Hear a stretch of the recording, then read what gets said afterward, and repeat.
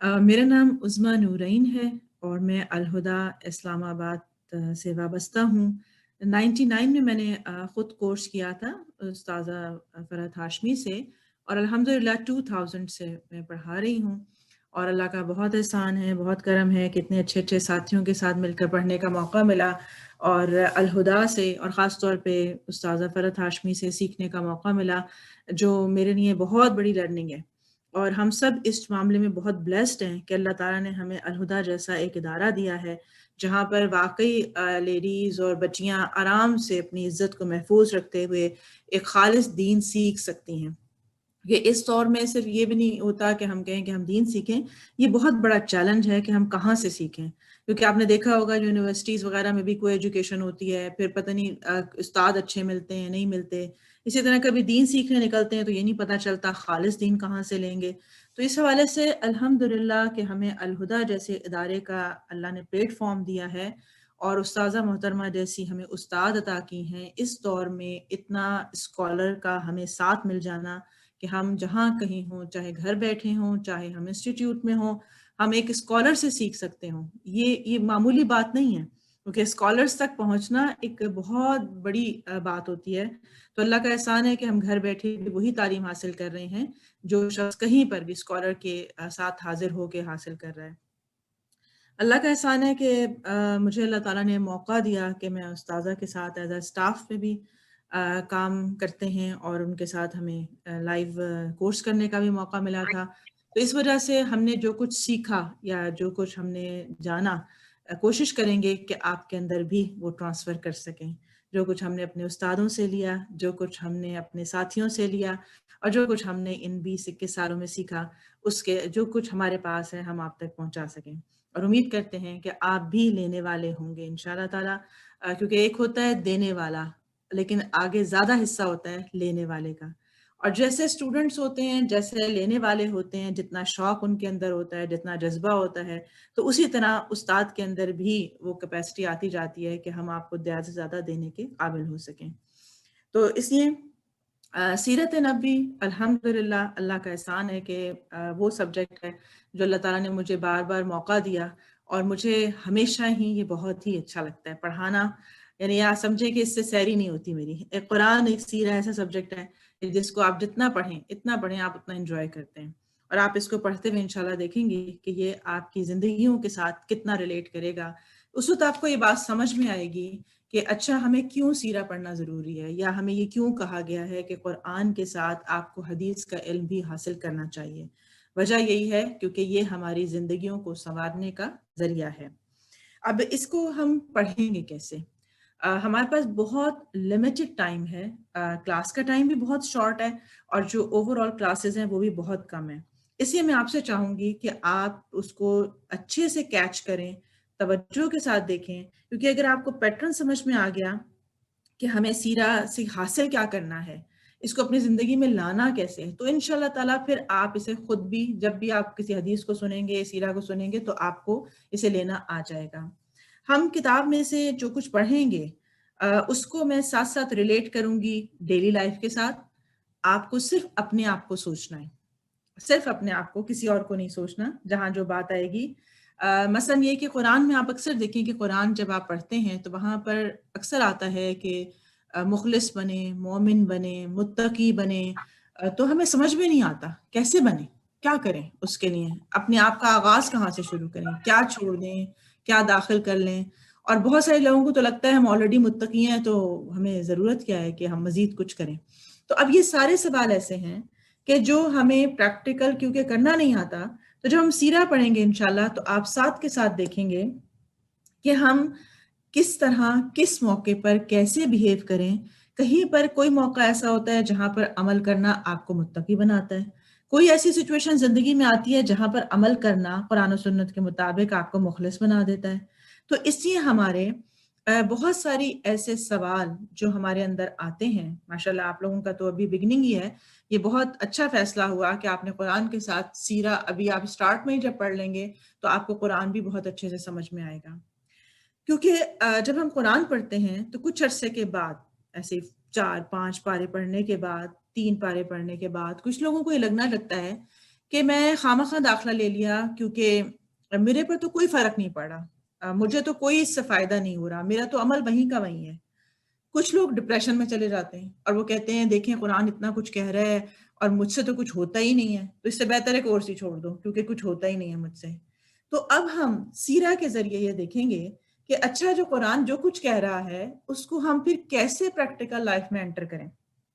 تو جب ہمیں وہ طریقے آ جائیں گے تو انشاءاللہ آپ کو پھر قرآن کو ہینڈل کرنا بھی آئے گا اپنی لائف کے اندر، آپ کو سچویشنز کے اندر سے اپنے آپ کو ایمان پہ پرکھنا آ جائے گا کہ اچھا میں جو کچھ سیکھا تھا کیا میں وہ کر رہی ہوں اپنے لیے۔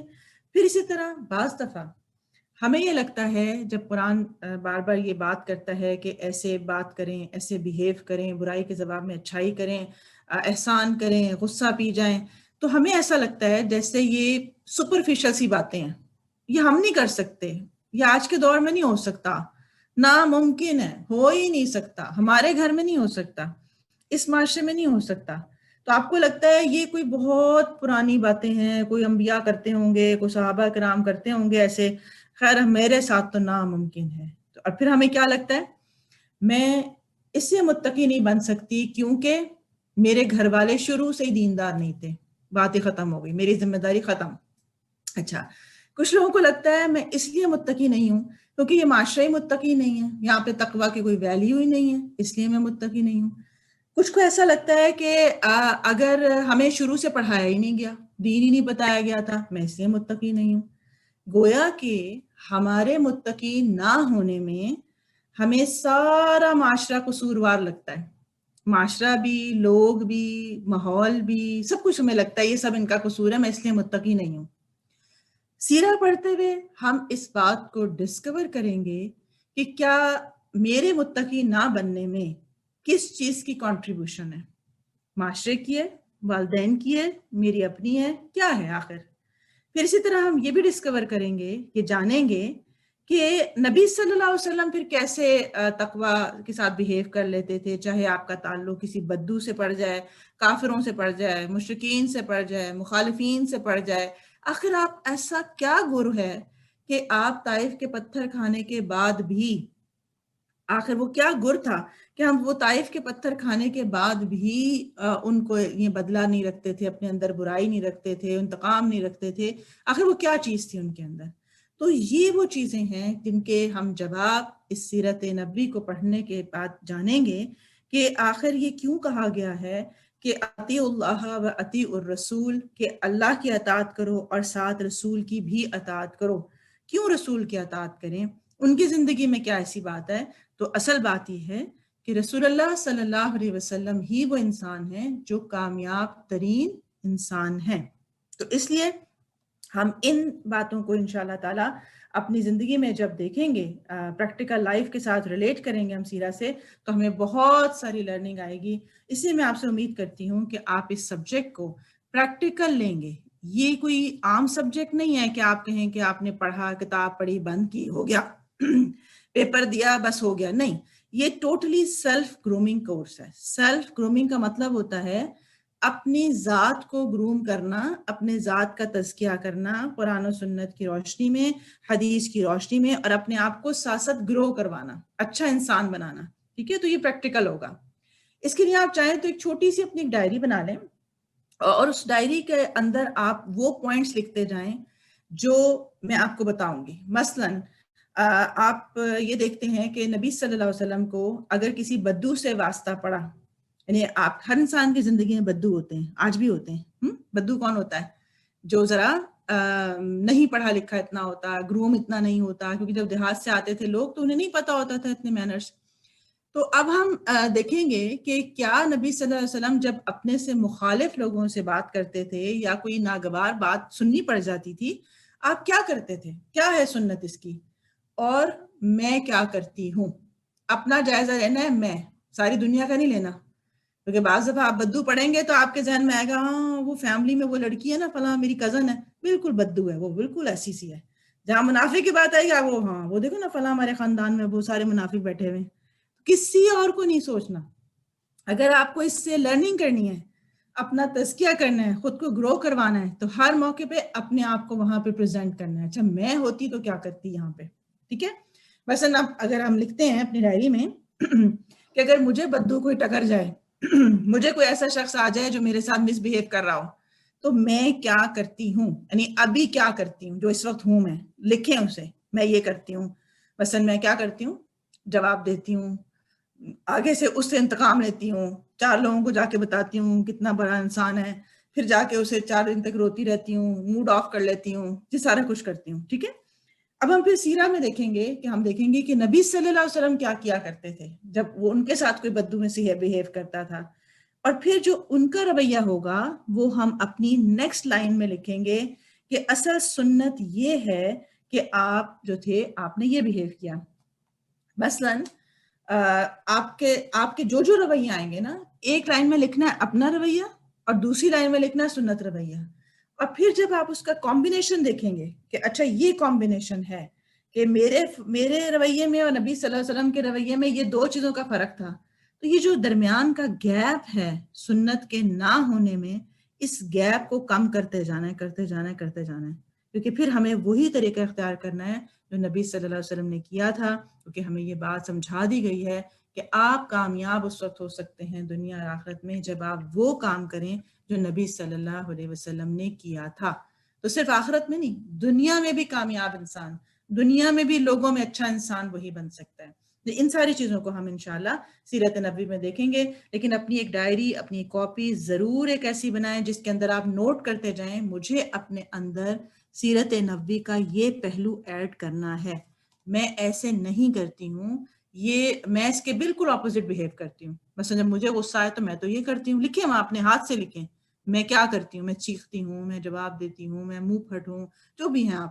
اس کے بعد اگلی لائن میں لکھیں کہ اصل میں سیرت بنتی کیسے ہے. تو اس لیے ہم سب کو اپنی سیرت پہ کام کرنا ہے.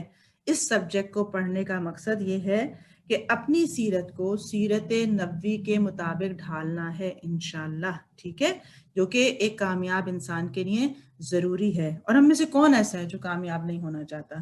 تو جب ہمیں گر مل رہے ہیں کامیابی کے تو وائی ناٹ کہ ایک ایک گر لیتے جائیں اور اپنی زندگی میں اسے لگاتے جائیں. چلیں جی، آغاز کرتے ہیں ہم اپنے اس سبجیکٹ کا. اور اگر آپ کا کوئی سوال ہوگا تو آپ سوال ضرور کر سکتے ہیں. ہر کلاس سے پہلے میں آپ سے پوچھوں گی کہ آپ کی سیرت کا کیا حال ہے، کیونکہ جو کچھ ہم پڑھیں گے اس کو آپ پریکٹیکلی اپنے گھر میں کانشیسلی اپلائی کریں گے، کوئی بھی چیز جو آپ کو آئے گی. اور پھر جب آپ اپلائی کریں گے تو آپ اپنی باتیں شیئر کر سکتے ہیں. جب میں کلاس سے پہلے روزانہ پوچھوں گی، اس لیے سب تیار رہیں. ان کے پاس، آپ کے پاس ضرور کوئی ایک پوائنٹ ہونا چاہیے کہ مجھے اس چیز سے یہ سبق ملا، یا میں نے اپنے لیے یہ عہد کیا ہے، یا میرے اندر یہ مجھے کمی بیشی نظر آئی جو پہلے نہیں نظر آتی تھی اور اب میں اس کے اوپر کام کروں گی. یا کوئی سچویشن آپ نے ہینڈل کی اور سیرت کے مطابق کی تو وہ بھی آپ شیئر کر سکتے ہیں، کیونکہ آپ کی بات دوسروں کے لیے بھی ایک بہت بڑا آئیڈیا ہو سکتی ہے. ہو سکتا ہے کوئی اسکپ کر گیا ہو جو آپ نے لے لیا ہو، اور انشاءاللہ تعالیٰ آپ اس کو انجوائے کریں گے. اور بظاہر تو دیکھنے میں ہم ایک فاصلے پر ہیں لیکن ہم سب ایک ساتھ ہیں. پڑھاتے ہوئے میرے لیے آپ بالکل ایسے ہیں جیسے آپ میرے سامنے بیٹھے ہوئے ہوں. تو ہوپ فلی کہ آپ بھی اس میں پوری طرح انوالو ہو کر پوری تسلی سے ادھر ادھر کی چیزوں کو چھوڑ کے ایسے بیٹھیں کہ آپ پورا فوکس ہو کے اس کو سنیں اور اپنی زندگی سے ریلیٹ کریں. تو آپ دیکھیے گا کہ بہت ہی عمدہ سٹوریز آپ کو ملیں گی، اس کے اندر بہت سے واقعات ملیں گے اور جو ہماری ہی زندگی کے واقعات ہوں گے. تو اس سے جب ہم ریلیٹ کریں گے تو ہمیں وہ سلیقہ آتا جائے گا. چلیں جی، آغاز کرتے ہیں. نحمده ونصلي على رسوله الكريم، اما بعد فاعوذ بالله من الشيطان الرجيم، بسم الله الرحمن الرحيم. رب اشرح لي صدري ويسر لي امري واحلل عقدة من لساني يفقهوا قولي ربي زدني علما. سب سے پہلے سوال یہ آتا ہے کہ ہم سیرت نبوی کیوں پڑھیں؟ تو فرمایا گیا کہ قل ان کنتم تحبون اللہ فاتبعونی یحببکم اللہ ویغفر لکم ذنوبکم واللہ غفور الرحیم. کیونکہ فرما دیا گیا کہ اگر تم اللہ سے محبت کرتے ہو تو اس کے لیے ضروری ہے کہ میری اتباع کی جائے. یعنی نبی صلی اللہ علیہ وسلم فرما رہے ہیں کہ آپ اس راستے کو پکڑ لیں، اس طریقے کو پکڑ لیں، ان مینرز کو پکڑ لیں جو اللہ تعالیٰ کی محبت کو دعوت دیتے ہیں. تو اللہ نے مجھے بھیجا اسی لیے، رول ماڈل اسی لیے بنایا ایک نبی کو، تاکہ یہ پتہ چلے کہ اللہ کی محبت پانے والے لوگ کون ہیں، کیونکہ نبی صلی اللہ علیہ وسلم دنیا میں کامیاب ترین انسان ہوئے، پھر وہ اللہ کے محبوب بھی رہے۔ عموماً ہم دنیا میں دیکھتے ہیں کہ جب کچھ لوگ جو کامیاب ہوتے ہیں وہ مکمل طور پر کامیاب نہیں ہو پاتے۔ مثلاً ہم کہتے ہیں کہ بزنس میں کامیاب ہونے کے لیے، کچھ لوگ کہتے ہیں کہ بزنس میں کامیاب ہونے کے لیے جب تک آپ رشوت، سفارش یا ملاوٹ نہ کریں، ہو ہی نہیں سکتا کہ کوئی کامیاب بزنس مین بنے، کرنا پڑتا ہے۔ اس کا مطلب ہے کہ کامیابی تو ادھوری ہوئی، کیونکہ یہ آخرت میں تو آپ کے لیے خسارہ بن جائے گی۔ اسی طرح بعض دفعہ کچھ لوگ جو کامیابی حاصل کرتے ہیں اس کا طریقہ درست نہیں ہوتا، یعنی کہ وہ کسی کو گرا کے، کسی کی لیگ پولنگ کر کے یا کسی اور طریقے سے اوپر آتے ہیں، تو یہ بھی تیری مکمل کامیابی نہ ہوئی۔ اب یہ ہمیں دیکھنا پڑے گا کہ وہ شخص جو دنیا میں بھی کامیاب ہوا اور آخرت میں بھی کامیاب ہوا، اللہ بھی اس سے راضی ہوا، بندے بھی اس سے راضی ہوئے، بندوں کے ساتھ بھی اس کا اخلاق بہترین تھا، اللہ کے معاملے میں بھی اس نے مکمل حق ادا کیے، آخر یہ کیسے ممکن ہو پاتا ہے؟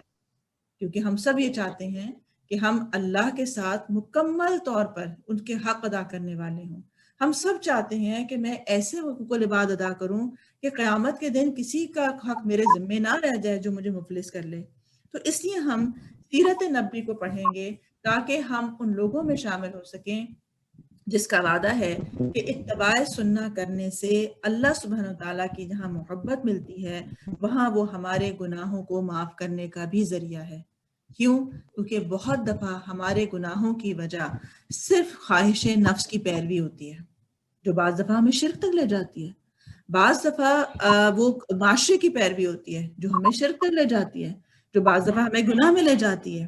گویا کہ ہمارے گناہ بھی معاف ہوتے ہیں اس صورت میں جب ہم اللہ اور اس کے رسول کی سچی پیروی کرتے ہیں۔ اور آخر میں خوشخبری دی کہ واللہ غفور الرحیم، تو یہ اللہ تعالیٰ بخشنے والا، رحم کرنے والا ہے۔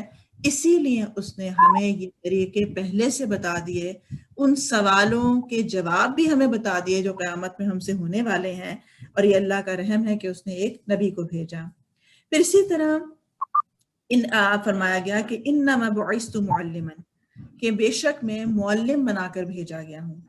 کوئی بھی کام جب آپ سیکھتے ہیں تو وہ کام جو آپ خود مارے باندھے سیکھ لیں، ٹھوکریں کھا کے سیکھ لیں، اپنی عقل سے سیکھ لیں، اس میں اور وہ کام جو اپنے استاد کے ساتھ رہ کر آپ سیکھتے ہیں، اس میں زمین آسمان کا فرق ہوتا ہے۔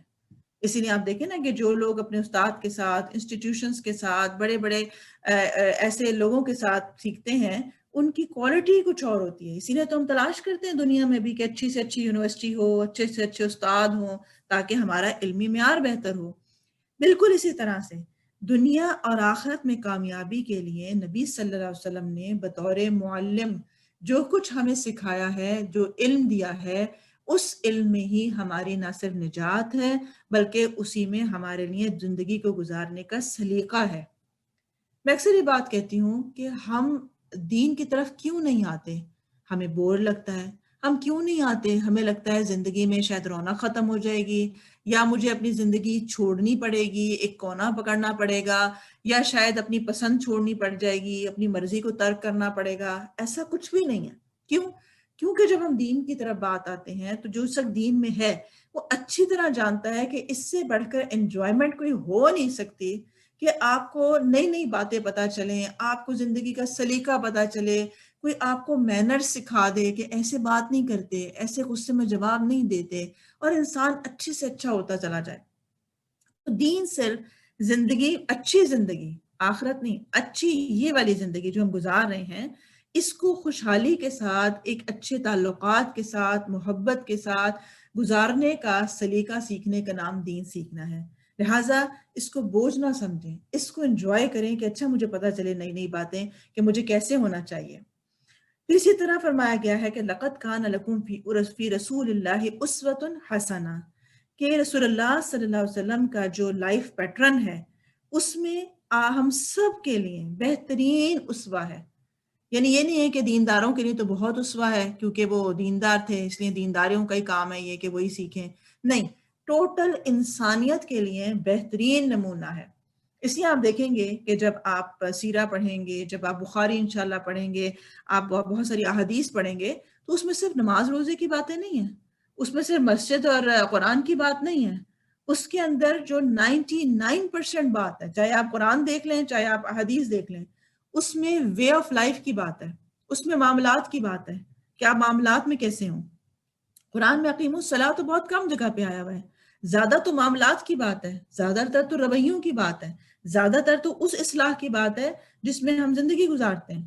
تو اس لیے دین کو سیکھنا کا مطلب ہے کہ ایک اچھی زندگی گزارنے کا سلیقہ گویا کے سیکھنا ہے۔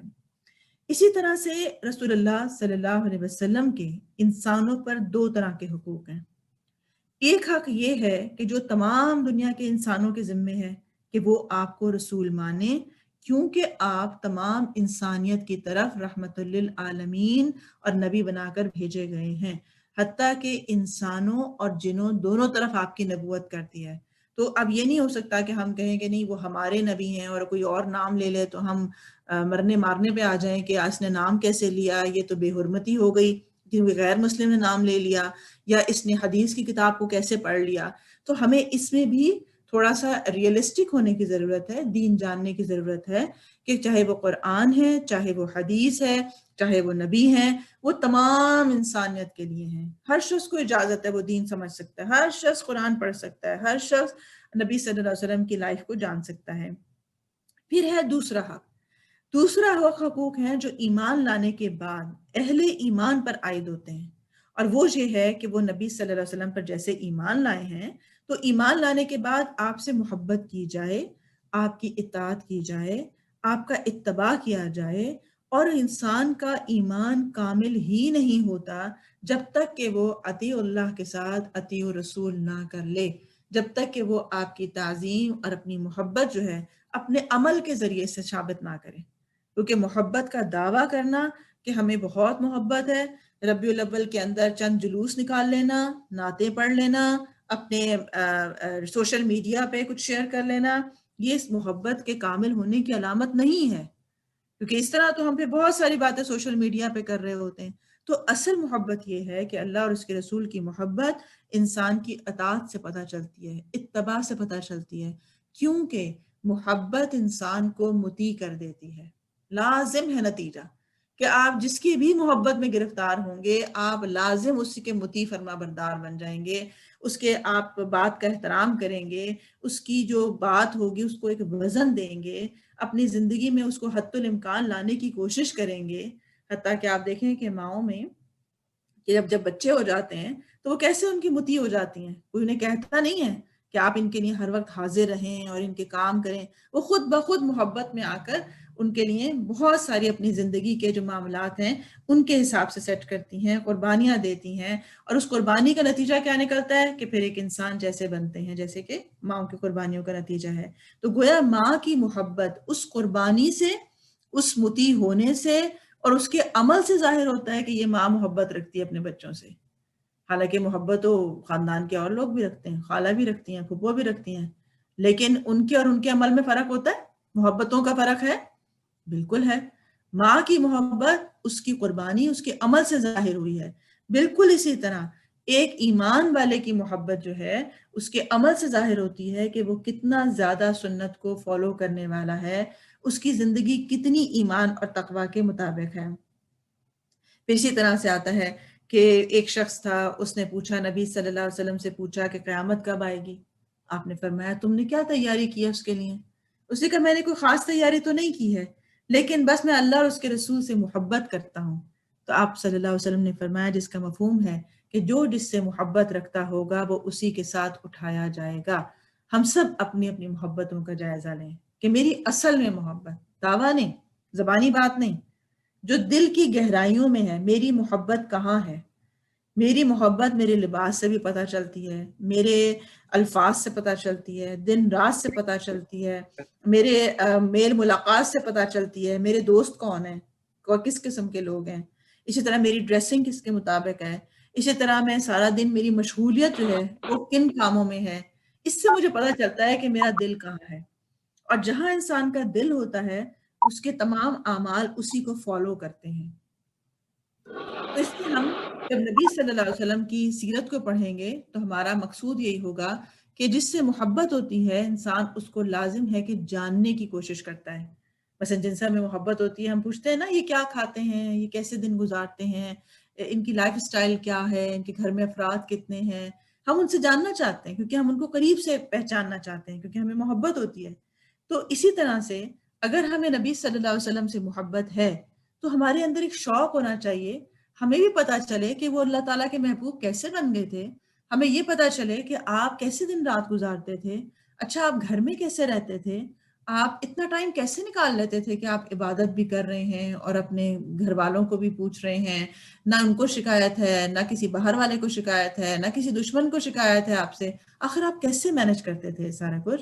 तो हम इंशाल्लाह ये सब बातें जानने के लिए सीरत का मुताला करेंगे, और जब हम जैसे जैसे पढ़ते जाएंगे तो हमारे अंदर ये मोहब्बत भी इजाफा होती चली जाती है। इसलिए अल्लाह से दुआ भी करें कि अल्लाह मुझे सीरत नबवी अता फरमा, यानी मुझे अमलन सीरत नबवी के मुताबिक ढाल दे, मेरा अखलाक सीरत नबवी के मुताबिक कर दे और मुझे सही इत्तबा करने वालों में कर दे। आगाज में अगर देखें, अगर हम आपके ख़ानदान को जानें कि आप कहाँ पैदा हुए थे, कैसे नशोनुमा हुई थी, नबूवत कैसे मिल गई थी, तो ये सब चीज़ें इंसान के दिल को जाके बहुत मुतासर करती हैं। जब हम ये देखते हैं कि अल्लाह सुब्हानहू तआला ने कैसे इस दीन का काम लिया, किन किन मराहिल से दीन गुजरा, फिर नबी सल्लल्लाहु अलैहि वसल्लम और असहाब नबी पर क्या बीती, उनके साथ क्या हुआ कि आज हम तक इस्लाम पहुंचा, फिर अल्लाह ने आपको कैसी नस्बी और ख़ानदानी शराफत बख्शी थी, किस तरह वही और रिसालत आई, फिर आपकी राह में क्या क्या मुश्किलात आई, क्या आराम से मिल गया था सारा कुछ, इसी तरह अगर मुश्किलात आई तो आपने उसको बर्दाश्त कैसे किया, फिर उन बर्दाश्त करने के बाद आपको कौन से इनामात दिए गए।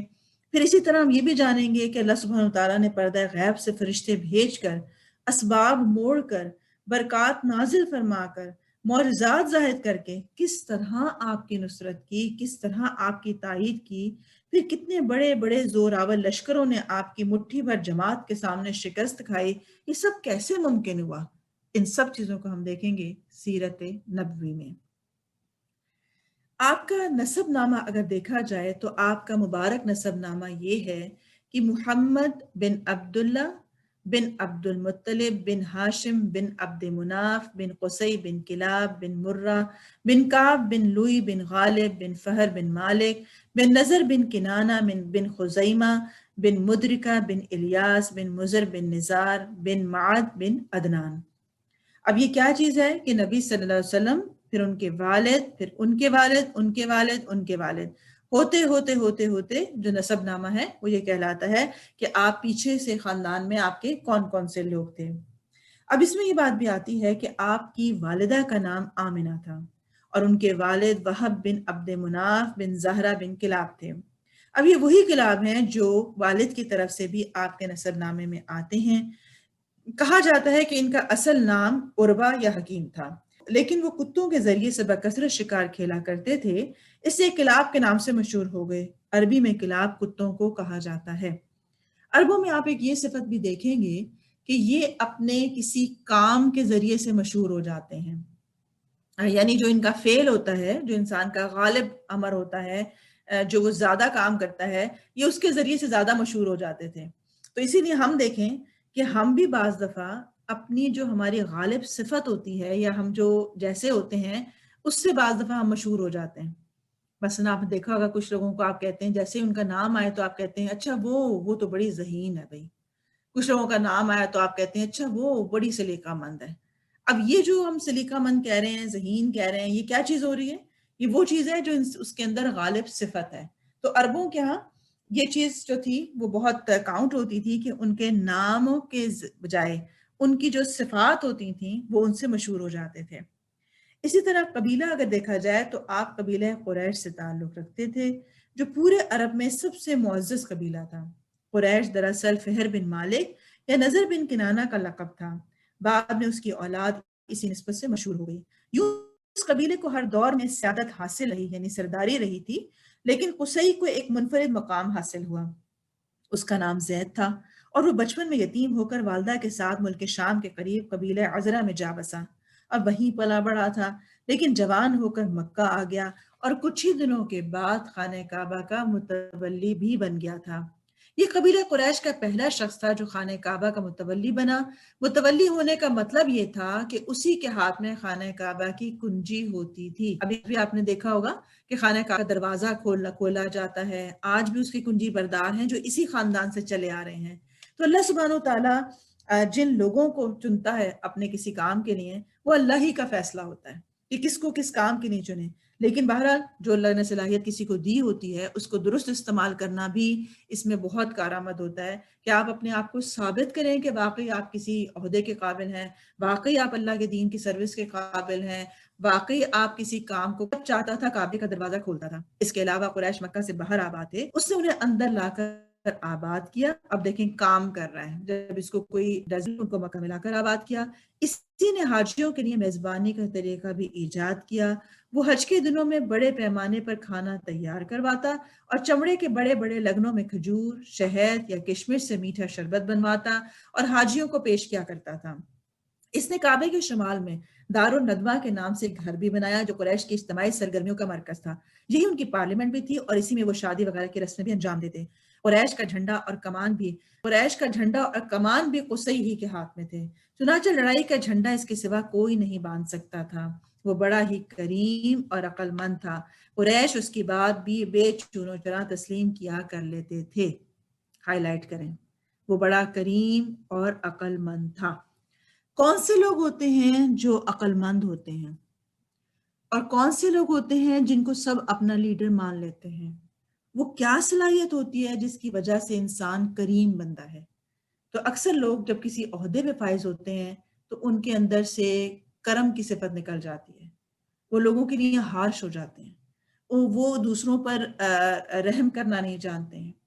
تو اللہ سبحانہ و تعالیٰ جب کسی کو چنتا ہے تو آپ دیکھیں کہ اسے چاہیے کہ اپنے اندر نرمی پیدا کرے، اپنے اندر ایک رحم کی صفت پیدا کرے، دوسروں کا اکرام کرے، کیونکہ کریم ہوتا ہے جو اکرام کرنے والا بھی ہوتا ہے، جو رحیم بھی ہوتا ہے۔ ایسے لوگ ہوتے ہیں جن کی بات مانی جاتی ہے۔ اپنے آپ کو دیکھیں، کیونکہ بہت سارے لوگوں کو یہ شکوہ رہتا ہے کہ میری کوئی بات ہی نہیں سنتا، اور بعض لوگوں کو شکوہ رہتا ہے میرے چھوٹے بہن بھائی میرا اکرام نہیں کرتے، میری عزت ہی نہیں کرتے۔ بعض دفعہ کسی باس کو یہ شکوہ رہتا ہے کہ نیچے والے تو مجھے باس ہی نہیں مانتے۔ تو دیکھنے کی بات یہ ہے کہ کیا آپ اس قابل ہیں اپنے رویے کے اندر، اپنے معاملات کے اندر، اپنی سمجھداری کے اندر، عقل مندی کے اندر، کہ آپ لوگوں کو اپنے ساتھ چلانے کا ہنر جانتے ہیں؟ تو بیسیکلی یہ جو لیڈر شخص ہوتا ہے، جیسے ہم سب لیڈر ہیں اپنی اپنی جگہ پہ، گھر میں ہم لیڈر ہیں، معاشرے میں ہم لیڈر ہیں، تو ہر شخص جس پوزیشن میں کھڑا ہے اسے چاہیے کہ اپنے اندر ان صفات کو پیدا کرے اور پھر کچھ کر کے دکھانے والا ہو۔ اب یہاں صرف یہ نہیں تھا کہ وہ خانہ کعبہ کی کنجی اس کے پاس ہے اور وہ فخر کرتا ہو کہ دیکھا نا بس میں جو چیز ہوں وہ تو کوئی اور ہے ہی نہیں، اور اس کے بعد بس ایک کرسی سنبھالی، عہدہ سنبھالا اور بس ہو گیا۔ نہیں، اس نے کیا کیا کہ جو عوام تھی ان کے لیے طریقے سوچے کیسے سہولت ہو سکتی ہے، اور آج تک آپ دیکھیں کہ حاجیوں کی میزبانی کا سلسلہ آج تک جاری ہے، کہ جہاں جو لوگ حج کرنے جاتے ہیں، عمرہ کرنے جاتے ہیں، تو کوشش کرتے ہیں کہ لوگ ان کی میزبانی کریں۔ پھر اسی طرح سے ایک جگہ بنانا، ایک سوشل سرکل جہاں پر لوگ جمع ہو سکیں وہ بنانا۔ تو گویا کہ دینداری کا مطلب ہرگز یہ نہیں ہوتا کہ ہم دنیاوی جو مینجمنٹس ہیں ان کو چھوڑ دیں۔ بعض لوگ کیا کرتے ہیں جب قرآن میں داخلہ لیتے ہیں یا پڑھنے لگتے ہیں تو ایک بس کونا کمرے کا پکڑ لیتے ہیں اور سب پہ اعلان کر دیتے ہیں اب مجھے کوئی کچھ نہ کہے، کیونکہ میں تو پڑھ رہی ہوں اور بس مجھے تو سبق بھی یاد کرنا ہوتا ہے اور مجھے تو بہت دین سیکھنا ہوتا ہے، اس لیے نہ میں گھر کے کام کروں گی، نہ میں کسی کی خدمت کروں گی، نہ میں کچن میں کچھ کام کروں گی۔ تو ایسے کوئی لیڈر نہیں بن سکتا، ایسے آپ کو کوئی دین نہیں پڑھنے کی اجازت دے سکتا، کیونکہ ہم جتنے انبیاء علیہ السلام کو دیکھیں، جتنے صحابہ کرام کو دیکھیں، جتنے آج کے بھی اسکالرس کو دیکھیں، وہ سب وہ ہیں جو حقوق اللہ کے ساتھ حقوق العباد بھی ادا کرنے والے ہیں، اور متقی ہوتا ہی وہ ہے جو دونوں میں بیلنس کر سکتا ہے۔ اس لیے اگر آپ دین پڑھ رہے ہیں تو اپنے لیے یہ یاد رکھیں کہ آپ جو کتاب میں حاصل کر رہے ہیں وہ صرف علم ہے، علم ہے، وہ عمل صالح نہیں ہے۔ ان الذین آمنوا کا اگلا لفظ کیا آتا ہے؟ وعملوا الصالحات۔ تو یہ جو آپ سیکھ رہے ہیں یہ علم ہے، علم انسان کے ایمان میں اضافہ کرتا ہے، لیکن وہ ایمان کہاں پتہ چلے گا؟ عمل صالح سے پتہ چلے گا۔ اس لیے جب جہاں کوئی نیکی کا موقع ہاتھ آئے تو آپ سب سے پہلے ہوں دیندار ہونے کے ناطے کہ وہ ہم کرنے والے ہیں۔ کچن میں برتن کون دھوئے گا؟ میں۔ کیوں؟ مجھے اجر زیادہ مل جائے. روٹی کون بنائے گا؟ میں. کیوں؟ کیونکہ مجھے پڑھنے کے ساتھ عمل کا اجر بھی مل جائے. اسی طرح کسی اور کے غصے کو پی جانا ہے. کوئی آپ سے کر رہا ہے، مس بہیو کر رہا ہے، آپ نہیں کر سکتے. کیوں؟ کیونکہ آپ دیندار ہیں، کیونکہ آپ کو اپنی سیرت کو سیرت نبوی پہ لے کر آنا ہے. تو اس لیے اب ساری ذمہ داری آپ کی ہے کہ خود کو گروم کرنے والا جو ہے وہ اپنی سیرت کو ڈھال رہا ہے. اس لیے باقی سب کی ذمہ داری نہیں ہے، یہ آپ کا ہے کہ آپ کیسے بہیو کریں. اسی طرح سے آپ صلی اللہ علیہ وسلم کا خاندان آپ کے پردادا ہاشم کی نسبت سے ہاشمی کہلاتا ہے. ان کو قصی کے مناسب میں سے حاجیوں کی میزبانی کا منصب حاصل ہوا تھا. ہاشم اپنے زمانے کے سب سے عظیم انسان شمار ہوتے تھے. انہیں وادی بطحا کا سردار کہا جاتا تھا. وہ روٹی توڑ کر گوشت اور شوربے میں بھگوتے اور لوگوں کے کھانے کے لیے چھوڑ دیا کرتے تھے. چونکہ عربی میں اس طرح کسی چیز کے توڑنے کو ہاشما اور توڑنے والے کو ہاشم کہتے ہیں، اس لیے ان کا نام ہاشم پڑ گیا، ورنہ ان کا اصل نام عمر تھا. اب آپ دیکھ رہے ہیں یہاں پر بظاہر دیکھنے میں لگ رہا ہے عمرو لکھا ہوا ہے یہ، لیکن جو اس کے آگے واو ہے وہ سائلنٹ ہوتا ہے. تو اسی کیا پڑھتے ہیں اس کو؟ ان کا اصل نام عمر تھا. قریش تجارت پیشہ تھے. ہاشم نے ان کے لیے جاڑے میں یمن اور گرمی میں شام کا تجارتی سفر منظم کیا اور اس کے لیے دونوں ملکوں کے ذمہ داروں سے ضمانتیں بھی حاصل کیں. اس سفر کا ذکر قرآن مجید کی سورہ قریش میں اللہ تعالیٰ کے ہاں بہت بڑے احسان کے طور پر بھی ملتا ہے. اب ہم یہاں دیکھ رہے ہیں کہ جو ہاشم ہیں وہ اپنے ایک عمل صالح کی بنا پر مشہور ہو گئے. اب اپنے ساتھ خود نہیں لگاتے تھے مولانا اور بڑے بڑے نام نہیں لگا لیا کرتے تھے. اب یہ صرف عمل کر رہے ہیں نیکی کا، لوگ ان کو، کیونکہ جب وہ عمل اتنا بڑھ جاتا ہے، اتنا مستقل ہوتا ہے، استقامت کے ساتھ ہوتا ہے، حتیٰ کہ وہ لوگوں میں اس عمل صالح کے ذریعے مشہور ہو جاتے تھے. اب کیونکہ یہ لوگوں کے لیے بھی کرتے تھے کہ وہ روٹی توڑ کر کیا کرتے تھے، لہٰذا ان کا نام ہاشم پڑ گیا کہ یہ کھانا کھلانے والے ہیں، روٹی توڑ کر رکھتے ہیں. اس کے علاوہ آپ دیکھیں کہ یہ امپورٹ ایکسپورٹ بھی کر رہے ہیں. یہ پہلو میں سکھانا آپ کو ضرور چاہوں گی کہ اسی لیے لوگ دین کی طرف نہیں آتے کہ جو دیندار ہیں وہ یا تو صرف مسجد پکڑ لیتے ہیں، صرف دین کا علم حاصل کرتے ہیں، دنیا میں بالکل ہی پڑھے لکھے نہیں ہوتے یا ان کو مینجمنٹ نہیں کرنی آتی. تو وجہ کیا ہوتی ہے؟ پھر دین سے لوگ سمجھتے ہیں کہ نہیں بھائی ہم تو اپنی دنیا نہیں چھوڑ سکتے. تو میں اور آپ وہ رول ماڈل بنیں کہ ہم دنیا میں بھی بہترین ہوں، اچھے سے اچھا علم حاصل کریں، اچھے سے اچھے کام کریں، اچھی اچھی مینجمنٹ کریں، گھر میں بھی کریں، باہر بھی کریں. کوئی ٹیچر ہے تو وہ اچھا دیندار ٹیچر بنے، کوئی ڈاکٹر ہے تو وہ اچھا ڈاکٹر بنے اور دیندار بھی بنے. تب جا کے ہم دین کو ہر شعبے تک لے جا پائیں گے. کیونکہ اکثر لوگ یہ بھی کرتے ہیں، جب دین پڑھ لیتے تو کہتے ہیں بس اب ہمیں کچھ نہیں کرنا، اب ہم نے جاب بھی چھوڑ دی ہے، میں تو ٹیچنگ کرتی تھی وہ بھی میں نے چھوڑ دیا، میں ڈاکٹر تھی میں تو وہ بھی نہیں کرتی، کیونکہ بس اب میں دینداری کروں گی. تو دینداری کس چیز کا نام ہے؟ سب سے پہلے تو ہمیں سمجھنے کی ضرورت ہے. اگر آپ ایک اچھے ایماندار ڈاکٹر ہیں، آپ اپنا کام اچھے طریقے سے کرتے ہیں، انسانیت کی خدمت کرتے ہیں، یہ دینداری ہے. ہاں اتنا ضرور ہے کہ آپ کو پڑھ کے تبھی پتہ چلے گا دینداری آپ اپنے شعبے میں کس طرح لا سکتے ہیں. اسی طرح ہاشم ایک بار تجارت کے لیے شام جاتے ہوئے مدینہ سے گزرے تو وہاں بنو عدی بن نجار کی خاتون سلمہ بنت عمر سے شادی کی اور کچھ عرصہ ٹھہر کر ملک شام چلے گئے اور وہیں سرزمین فلسطین کے مشہور شہر غزہ میں انتقال کر گئے. ان کی روانگی کے وقت سلمہ حاملہ تھیں. بعد میں بچہ پیدا ہوا جس کے سر کے بالوں میں سفیدی تھی، اس لیے ان کا نام شیبہ رکھا گیا. یہ شیبہ کیونکہ کس کو کہتے ہیں؟ بوڑھے کو، سفید بالوں والوں کو کہتے ہیں. اب یہ بچہ مدینے میں پرورش پاتا رہا، لیکن مکے میں ہاشم کے بھائیوں اور خاندان کے دوسرے لوگوں کو اس کا علم نہیں تھا. 8 برس بعد مطلب کو اس کا پتہ چلا تو مدینے جا کر اس کو اپنے ساتھ لے آئے. جب مکے میں داخل ہوئے تو لوگوں نے سمجھا کہ یہ ان کا غلام ہے، چنانچہ اسے عبد المطلب کہنے لگے. بالآخر وہ اسی نام سے مشہور ہو گیا، کیونکہ عبد کسے کہتے ہیں؟ غلام کو کہتے ہیں. تو گویا کہ ان کا نام ہی وہی پڑ گیا. عبد المطلب بہت خوبصورت اور عظیم انسان تھے اور ان کے دور میں ان کا ہم مرتبہ کوئی نہیں ہوا. وہ قریش کے سردار اور مکہ کے قافلہ تجارت کے ذمہ دار تھے. جود و سخا اس قدر کرتے تھے کہ ان کا لقب ہی فیاض پڑ گیا تھا. پھر وہی بات آ گئی، اپنے نیک عمل کی وجہ سے ان کا نام لوگوں نے فیاض ڈال دیا تھا. ہم کرتے کچھ نہیں ہیں لیکن ہم چاہتے کیا ہیں؟ امی بھی ہماری تعریف کریں، خاندان والے بھی ہمیں بہت اچھا سمجھیں، باقی لوگوں کو بھی چاہیے کہ ہمیں القابات دیں بہت اچھے اچھے سے. تو یاد رکھیں کہ جب ہم خود کسی قابل ہوں گے، اپنے آپ کو کسی کے قابل بنائیں گے کسی کام کے، تو یہ ہو نہیں سکتا کہ اللہ سبحانہ وتعالیٰ لوگوں میں آپ کا وہی مقام رکھ دے جو آپ اخلاص کے ساتھ کرنے والے ہیں. پھر اسی طرح یہ کیا تھے، عبد المطلب کیا تھے کہ ان کے دسترخوان کا پس خوردہ یعنی جو بچا ہوا کھانا ہوتا تھا یعنی لوگوں کو کھلاتے تھے، اور ان کا جو بچا ہوا کھانا تھا وہ مسکینوں، جانوروں اور چڑیوں کے کھانے کے لیے رکھ دیا جاتا تھا، اور اس بنا پر ان کا یہ عرف بن گیا تھا کہ وہ زمین پر انسانوں، پہاڑ کی چوٹیوں پر وحشی جانوروں اور چڑیوں کو کھلانے والے تھے، گویا کہ کوئی بھی رزق ضائع نہیں کرتے تھے۔ جو بچ گیا دیکھا، جو اپنے سے بچ گیا ہے تو کسی اور کو دے دیا، کسی اور سے کچھ اور ایسی چیزیں۔ اب اپنے کچن میں دیکھیں، اپنے دسترخوان پہ دیکھیں، کون سی ایسی چیز ہے جو جانوروں کے لیے ہے، کون سی ایسی چیز ہے جو چڑیوں کے لیے ہے، کون سی ایسی چیز ہے جو کسی دوسرے کے ساتھ آپ شیئر کر سکتے ہیں، مساکین کے ساتھ شیئر کر سکتے ہیں، اور کون سی ایسی چیز ہے جو ہمارے اپنے کھانے کے لیے ہے۔ تو جب آپ اس کی صحیح ڈسٹریبیوشن کریں گے تو آپ ایک ایک نعمت کا اجر پا سکیں گے انشاءاللہ، ورنہ بہت ساری چیزیں ضائع ہو رہی ہوتی ہیں اور ہم تو اٹھا کے پھینک دیتے ہیں کیونکہ ہم نے خیال ہی نہیں کیا ہوتا، کچن کی مینجمنٹ ہی نہیں سیٹ ہوئی ہوئی ہوتی، یا فریج ہی کھول کر نہیں دیکھتے کہ کیا کرنا چاہیے۔ اسی طرح بعض دفعہ چیزیں گھر میں آپ نہیں کھا رہے ہیں، بچ گیا، آپ نے 2 دفعہ کھا لیا، اٹھا کے کسی کے اور کے کام لے آئیں، اسے پیک کر کے کسی ایسے شخص کو دے دیں کہ جس کو ضرورت ہوتی ہے۔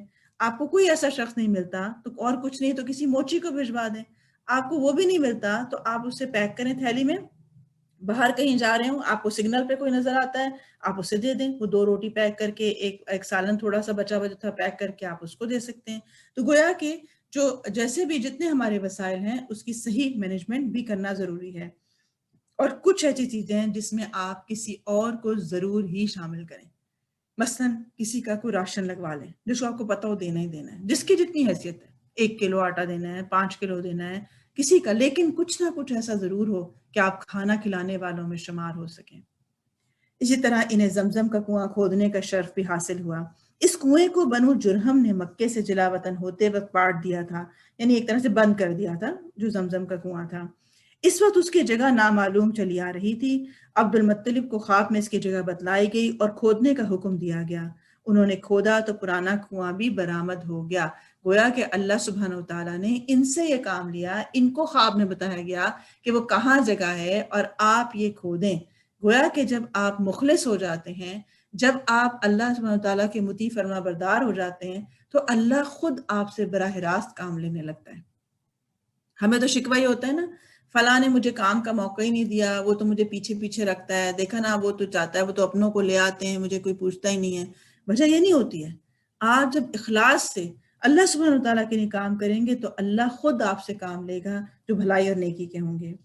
انہی کے زمانے میں خانہ کعبہ پر ہاتھی والوں کے حملے کا واقعہ پیش آیا، جو آپ سب پڑھتے ہیں کہ جب کعبے پہ حملہ کیا گیا تھا تو کس طرح اللہ سبحانہ وتعالیٰ نے چھوٹی چھوٹی چڑیوں کا جھنڈ بھیج کے ان کو جو تھا وہ نیست و نابود کر دیا تھا۔ آپ کے والد گرامی عبداللہ عبد المطلب کے سب سے خوبصورت، پاک دامن اور چہیتے لڑکے تھے۔ عبداللہ کون ہے؟ نبی صلی اللہ علیہ وسلم کے والد۔ عبد المطلب کون ہے؟ آپ کے دادا۔ اب یہ بات ہو رہی ہے عبداللہ کی جو کہ عبد المطلب کے بیٹے ہیں۔ انہیں زبی بھی کہا جاتا ہے، ہائی لائٹ کریں، زبی کا کیا مطلب ہے؟ اس کی وجہ یہ ہے کہ زمزم کی کھدائی کے دوران میں جب کنویں کے نشانات برآمد ہوئے تو قریش نے بھی عبد المطلب کے ساتھ شرکت کرنی چاہیے اور اس کے لیے ان سے جھگڑا کیا، جو بڑی مشکل سے دور ہوا۔ یہ دیکھ کر عبد المطلب نے نظر مانی کہ اگر اللہ نے ان کو 10 لڑکے دیے اور ہر ایک مقابلے کے لائق ہوا تو ان میں سے ایک کو وہ اللہ کی راہ میں ذبح کر دیں گے۔ اب اللہ کا کرنا ایسا ہوا کہ ان کی مراد پوری ہو گئی، لہٰذا انہوں نے سب لڑکوں کے درمیان قرہ ڈالا، قرہ عبداللہ کے نام نکلا، لہٰذا ان کو ذبح کرنے کے لیے خانہ کعبہ کے پاس لے گئے، مگر قریش نے انہیں روک دیا۔ بالخصوص عبداللہ کے بھائی اور ماموں سخت آڑے آئے۔ بالآخر یہ فیصلہ ہوا کہ ان کے بدلے 100 اونٹ ذبح کیے جائیں۔ کیوں؟ اس لیے کیونکہ وہ نظر مان چکے تھے، اب اگر وہ اپنی نظر کو پورا نہیں کر رہے ہیں تو اس کی جگہ پر انہوں نے 100 اونٹ دے دیے۔ چنانچہ عبد المطلب نے ایسا کیا، اسی لیے آپ کو 2 ذبیحوں کی اولاد کہا جاتا ہے۔ ہائی لائٹ کریں، کیوں 2 ذبیحوں کی اولاد کیوں کہا جاتا ہے؟ ایک ذبیح حضرت اسماعیل تھے، یعنی جن کو حضرت ابراہیم جو تھے جب ان کو ذبح کرنے لگے تھے تو اللہ تعالیٰ نے ایک مینڈھا بھیج کے ان کو بچا لیا تھا، اور ایک آپ کے والد عبداللہ ہیں، یعنی 2 ذبیح اس طرح بنے۔ اس طرح آپ کو 2 فدیہ دیے گئے بزرگوں کی اولاد بھی کہا جاتا ہے، کیونکہ حضرت اسماعیل کو مینڈھے کا فدیہ دیا گیا اور آپ کے والد کو 100 اونٹوں کا۔ اب یہاں پر ہم یہ دیکھتے ہیں کہ جھگڑا چل رہا ہے اس بات کے اوپر کہ زمزم کی جب کھدائی کا موقع آیا تو لوگوں میں جھگڑا ہو گیا کہ ہم کریں گے ہم کریں گے۔ نیکی کا کام ہے، ہم کریں گے. اپنے آپ کو ذرا یہاں رکھیں. گھر میں جب اس طرح کی کوئی بات آتی ہے کہ کوئی کچن میں کام کر لے، کوئی سالن بنا لے، کوئی چائے بنا دے، تو کیا آپ جھگڑا کرتے ہیں؟ نہیں بہن نہیں بنائے گی، میں بناؤں گی. اور دوسری بہن کہہ رہی ہوتی ہے نہیں نہیں تم نہیں بنانا، میں بناؤں گی. حتیٰ کہ قرآن دازی کا موقع آ جاتا ہے کہ ہم میں سے کام کون کرے گا. یا پھر ہم جان چھڑانے والے ہوتے ہیں، ہم کہتے ہیں کسی اور کو ہی کہہ دیں تو اچھی بات ہے، ہمیں نہ ہی کرنا پڑے تو ہے. اس طرح ہم اپنے تقوی کے مواقع گنوا دیتے ہیں، اور پھر ہم کہتے ہیں کہ پتہ نہیں کیسے بنتے ہیں لوگ متقی. تو متقی بننے کے لیے ضروری ہوتا ہے کہ جب نیکی کا موقع آئے تو آگے بڑھ کے لے جائیں. یعنی جب چاہے چھوٹی بات ہے چاہے بڑی بات ہے، چائے بنانا تقوی میں شامل ہے. اگر آپ کسی کی خدمت کرتے ہیں، کسی کی چائے بنا کے دے دیتے ہیں، تو وہ جو آپ کو دعائیں دیتا ہے، جو آپ خالص نیت سے خدمت کر رہے ہیں، یہ بھی تقوی بنانے میں مددگار ہے. صرف پڑھنا نوٹ سے نہیں ہوتا تقوی. تو اس لیے ہم یہاں دیکھ رہے ہیں کہ یہ سب لوگ ایسے تھے کہ جن کو اللہ نے مواقع دیے کہ جب کوئی نیکی کی بات آتی تھی تو ان کا دل چاہتا تھا وہ ہم ہوں کرنے والے.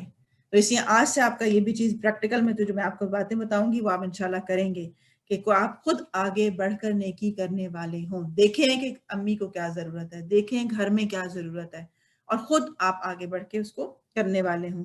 یہ نہ ہو کہ امی پیچھے پڑ رہی ہوں، کہ دیکھ رہے ہیں کہ پیچھے کپڑے سوکھ گئے ہیں، ان کو طے کرنا ہے، لیکن وہ امی کہیں گی تو اتار لیں گے، نہیں کہیں گی تو پڑے رہیں گے. نہیں، اب آپ کی نظر وہ بن جانی چاہیے کہ نیکی میرے ہاتھ سے کہیں چھوٹ نہ جائے. اسی طرح عبداللہ کی شادی آمنہ بنت وہب سے ہوئی، جو اس وقت قریش کی سب سے بلند پایہ خاتون تھی. ان کے باپ وہب بنو زہرہ کا سردار اور عالی نسب تھا. آمنہ شادی کے بعد ہی امید سے ہو گئی. ادھر کچھ عرصے بعد عبد المطلب نے عبداللہ کو تجارت کے سلسلے میں مدینہ اور شام بھیجا. واپسی پر مدینے میں انتقال کر گئے اور انہیں نابغہ زبیانی کے مکان میں دفن کر دیا گیا. اس وقت تک آپ ابھی پیدا نہیں ہوئے تھے، یعنی ابھی آپ کی پریگننسی تھی آپ کی والدہ کی کہ ان کے والد کا انتقال ہو گیا. آپ صلی اللہ علیہ وسلم مکہ مکرمہ میں شعب بن ابی ہاشم کے اندر موسم بہار میں پیدا ہوئے.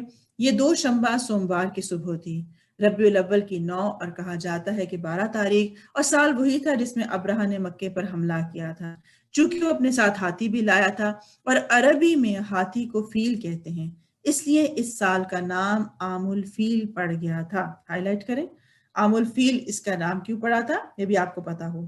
اس روز اپریل سن 571 کی 22 تاریخ تھی. پیدائش کے وقت دایا کا کام حضرت عبد الرحمن بن عوف کی والدہ شفا بنت عمر نے انجام دیا تھا. گویا کہ ہر شخص کا اپنا ایک اعزاز ہے جو نبی صلی اللہ علیہ وسلم کے ساتھ وابستہ تھا، اور وہ کس طرح اس کی خدمت اللہ تعالیٰ نے لی. جب آپ پیدا ہوئے تو آپ کی والدہ نے خواب میں دیکھا کہ ان کے جسم سے ایک نور نکلا ہے جس سے ملک شام کے محل روشن ہو گئے. پھر والدہ نے عبد المطلب کو آپ کی پیدائش کی خوشخبری بھیجوائی. وہ شاداں و فرحاں تشریف لائے اور آپ کو خانہ کعبہ میں لے جا کر اللہ تعالیٰ سے دعا کی، اس کا شکر ادا کیا، اور اس توقع پر کہ آپ کی تعریف کی جائے کہ آپ کا نام محمد رکھا. پھر عرب کے دستور کے مطابق 7ویں دن عقیقہ اور ختنہ کیا اور لوگوں کی دعوت کی. ہائی لائٹ کر لیں، جب کوئی نعمت ملے، جب کوئی خوشخبری ملے، جب کوئی اچھی بات آپ تک پہنچے، اللہ کا فضل پہنچے، تو کرنے کا کام کیا ہے؟ ہم کیا کرتے ہیں اگر کوئی ہمیں نعمت یا خوشخبری ملے تو چلو اچھا سا باہر ڈنر کراؤ ہمیں، ہمارا یہ ہوتا ہے. اس کے بعد اچھی سی پارٹی دو بھائی کیونکہ تمہیں اللہ نے نعمت دی ہے. یہاں کیا ہو رہا ہے؟ یہ ہمیں سیکھنے کی اب ضرورت ہے کہ سیرت نبوی کیا کہتی ہے. آپ خانہ کعبہ میں گئے، اللہ سے دعا کی، اس کا شکر ادا کیا، اور نام اچھا رکھا جو کہ اللہ سبحانہ و تعالیٰ کے بتائے ہوئے طریقے کے مطابق ہو کہ اچھا نام رکھنا چاہیے، بچے کے حق میں شامل ہے. پھر 7ویں دن عقیقہ اور ختنہ بھی کیا، اور پھر لوگوں کی دعوت کی. کون سی دعوت؟ عقیقے کی دعوت کی تھی. تو جو کرنے کا کام ہے جب ہم اسی طرح کریں گے تو انشاءاللہ خوشیاں بھی ملیں گی، سوشلائزنگ بھی ہو جائے گی، اطاعت بھی ہوگی. پھر آپ صلی اللہ علیہ وسلم کو آپ کے والد کی لونڈی ایمن گود کھلایا کرتی تھیں. وہ حبشن تھیں اور ان کا نام برکت تھا. اللہ تعالیٰ نے ان پر بڑا فضل کیا، چنانچہ انہوں نے آپ کی نبوت کا دور پایا، اسلام لائیں اور ہجرت بھی کی. پھر آپ کی وفات کے 5-6 مہینے بعد وفات پائی تھی. گویا کہ ناموں کے اثرات بھی ہوتے ہیں. جیسا کہ ان کا نام ہی برکت تھا تو اللہ نے ایسی برکت دی کہ نہ صرف یہ کہ انہوں نے ان کو گود کھلایا، اور آپ دیکھیں کہ انسان کی زندگی میں جتنا جتنا جس کا حصہ ہوتا ہے اسے اجر مل رہا ہوتا ہے. یعنی جنہوں نے آپ کی پرورش کی، آپ نے ان کے ساتھ محنت کی، تو جب آپ بڑے ہو کر نبی بنے اور آپ نے نیکیاں کی تو ان لوگوں کا بھی حصہ اس میں شامل ہو گیا. اور پھر اور فضل یہ ہوا کہ آپ اسلام بھی لائیں اور آپ کی ہجرت بھی کی. گویا اللہ کے فضل پر فضل ان کے اوپر ہوا کہ بہت ساری نیکیاں ان کے حصے میں آئیں. پھر اس کے بعد کیا ہوا اور آپ نے کہاں زندگی گزاری، کہاں بچپن گزارا، اور کیسے آپ پھر اس قابل ہوئے کہ آپ ایک اچھے انسان بنتے، ایک اچھے بچے بنتے، آپ کی تربیت میں کس کا کیا حصہ تھا، یہ ہم دیکھیں گے انشاءاللہ نیکسٹ کلاس میں. اللہ سبحانہ وتعالیٰ ہم سب کو سیرت نبوی عطا فرمائے، اپنی رحمت سے ہمیں بہترین اخلاق عطا فرمائے. وآخر دعوانا الحمد للہ رب العالمین.